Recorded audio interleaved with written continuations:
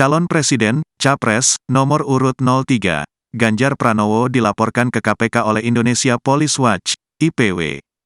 Ganjar diduga menerima gratifikasi senilai 100 miliar rupiah dari Bank Jateng.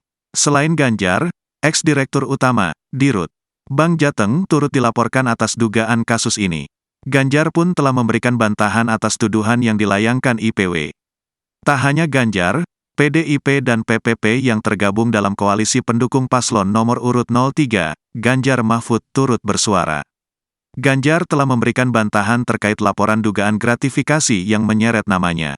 Ex-Gubernur Jawa Tengah itu mengatakan tidak pernah menerima sepeser pun uang berupa cashback dari perusahaan asuransi, seperti yang dituduhkan IPW. Saya tidak pernah menerima pemberian atau gratifikasi dari yang dia tuduhkan, katanya, dilansir wartakotalive.com, Selasa, tanggal 5 Maret tahun 2024. PDIP pasang badan membela Ganjar usai laporan IPW menuai perbincangan. Politikus PDIP, Hendrawan Supratikno bahkan menganggap laporan IPW ecek-ecek belaka. Ia menduga, laporan tersebut adalah siasat untuk membangun persepsi buruk terhadap Ganjar. Kami melihat ini sebagai siasat untuk membangun persepsi buruk kepada Capres yang pada awalnya justru disebut menjadi jagoan PSI, sebelum akhirnya banting setir setelah sang juragan berubah pilihan, kata Hendrawan kepada tribunnews.com, Rabu, tanggal 6 Maret tahun 2024. Siasat seperti ini masuk kategori ecek-ecek.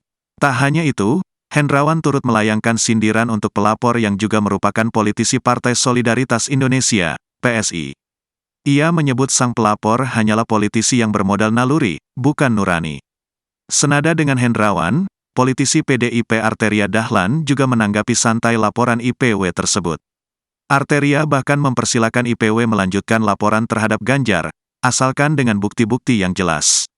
Kita terbiasa kok ngadepin yang kayak gini, silakan saja kalau memang bisa dibuktikan, ujarnya.